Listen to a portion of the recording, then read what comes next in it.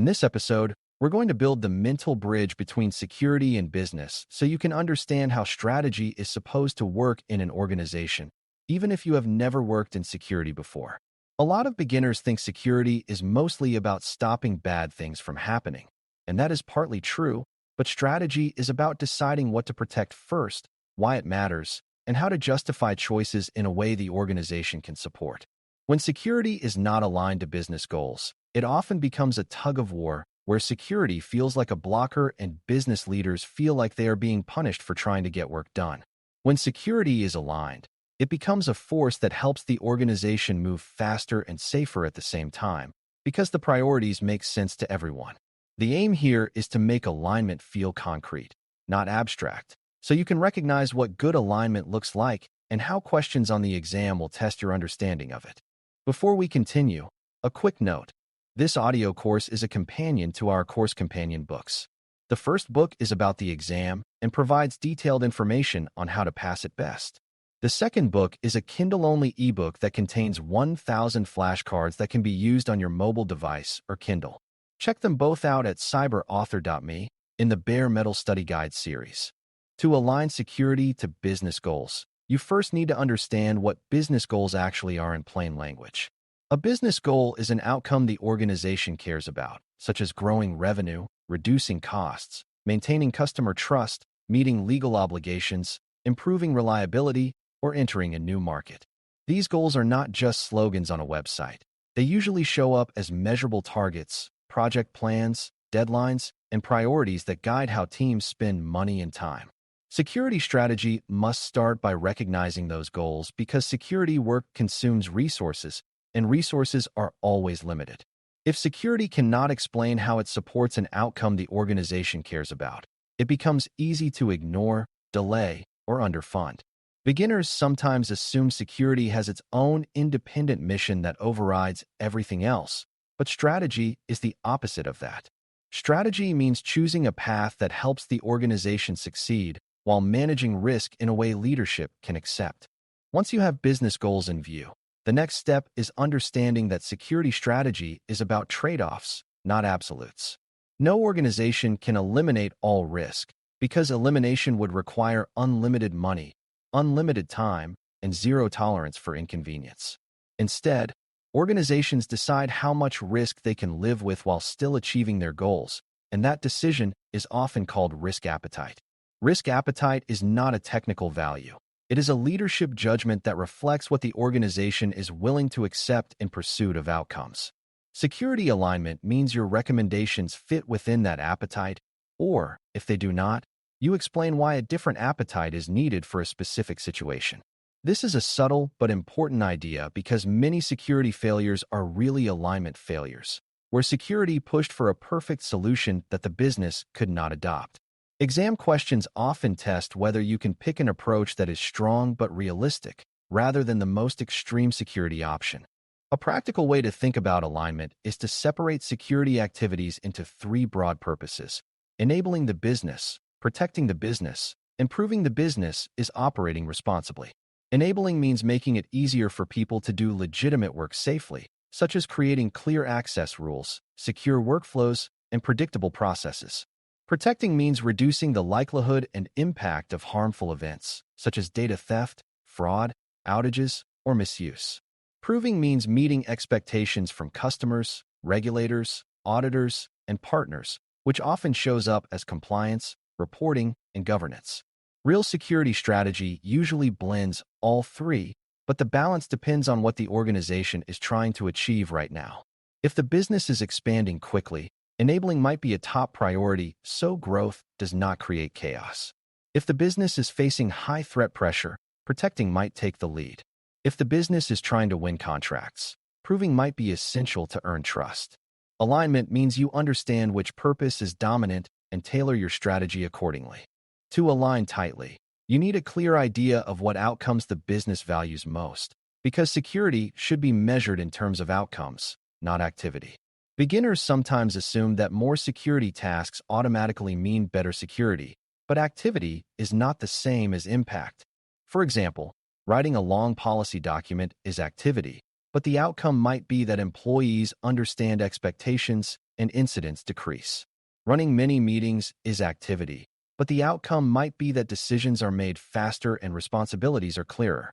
In strategy, you choose actions because they produce outcomes that support goals, such as fewer disruptions, faster recovery, reduced financial loss, or stronger customer confidence.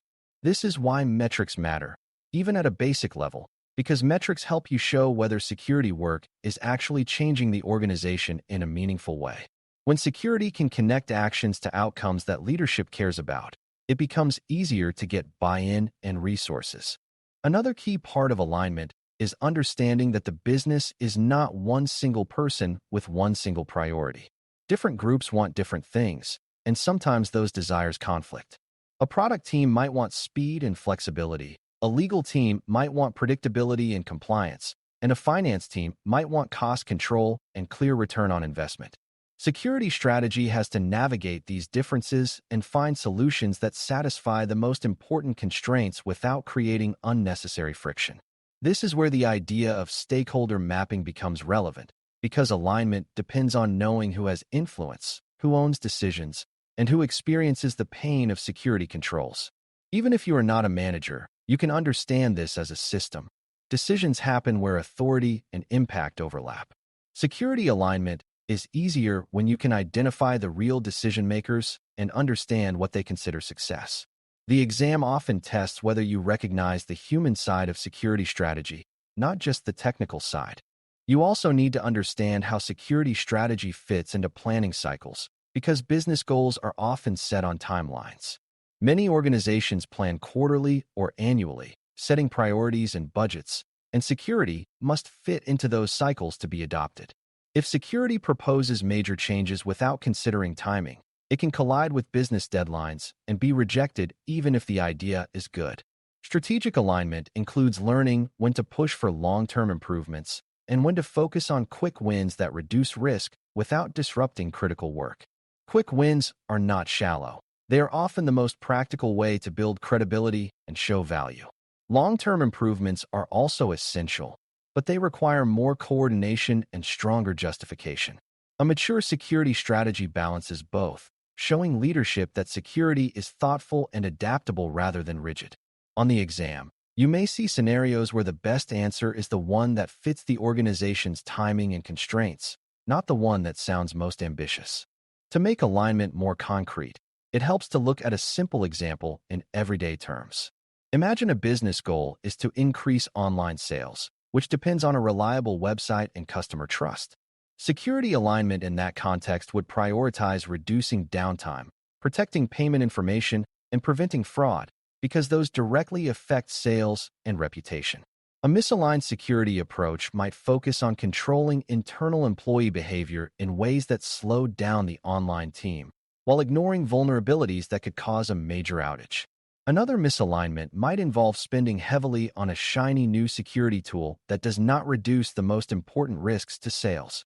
When you think this way, you see that alignment is not about choosing security topics you personally like. It is about choosing what supports the business outcome. This logic is transferable to any industry, whether the organization sells products, provides services, or supports a mission like education or healthcare. Alignment also depends on speaking a language the business understands, because strategy is communicated, not just designed. Business leaders often think in terms of cost, risk, opportunity, reputation, legal exposure, and operational disruption. If security speaks only in technical jargon, leaders may not understand what is being asked or why it matters. Translating security into business terms does not mean oversimplifying. It means framing the same truth in a way that matches how decisions are made. For example, instead of describing a vulnerability as a technical flaw, you might describe it as an exposure that could lead to customer data loss and regulatory penalties. Instead of describing a control as a technical feature, you might describe it as a way to reduce fraud and protect revenue. This translation skill is essential for strategy because it turns security from a mysterious technical function into a business partner. Exam questions often reward answers that reflect this framing because they show you understand how strategy gets adopted. Another common misconception is that alignment means security always says yes, but alignment is not the same as agreement. Security still has to say no sometimes, or at least not yet, and strategic alignment is about doing that in a way that supports business outcomes rather than blocking them.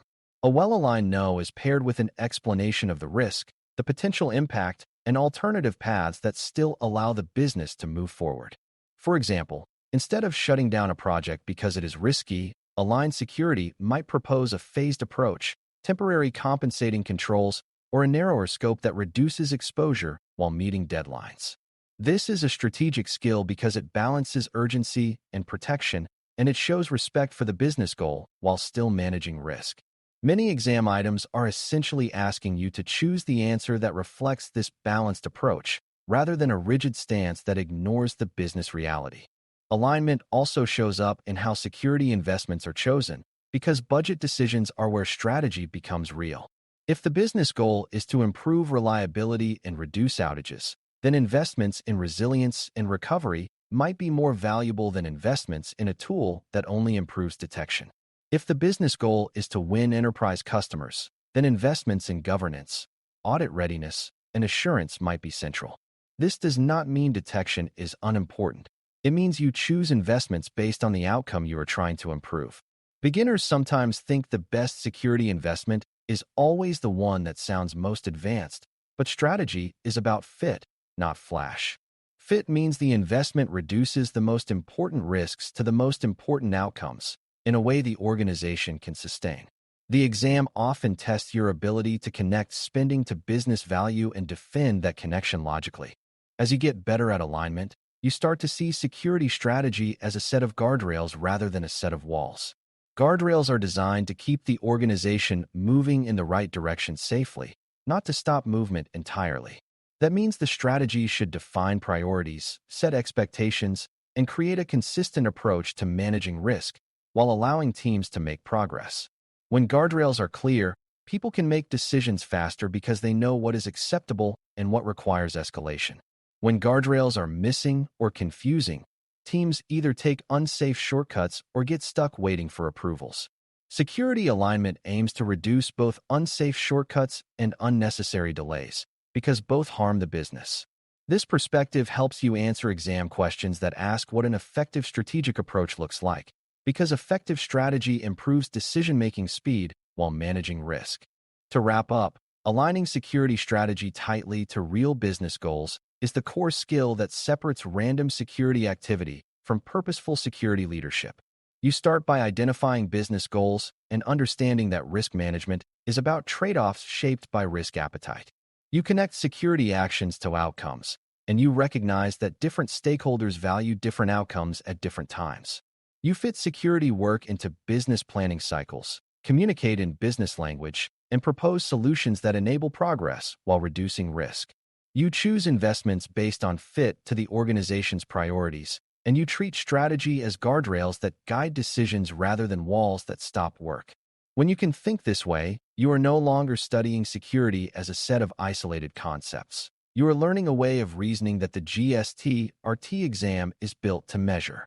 That reasoning is what helps you choose the best answer when several options sound plausible, because you will be able to see which option truly supports business goals and outcomes. Thanks for listening. For more audio courses, daily newsletters, and more, please visit BareMetalCyber.com.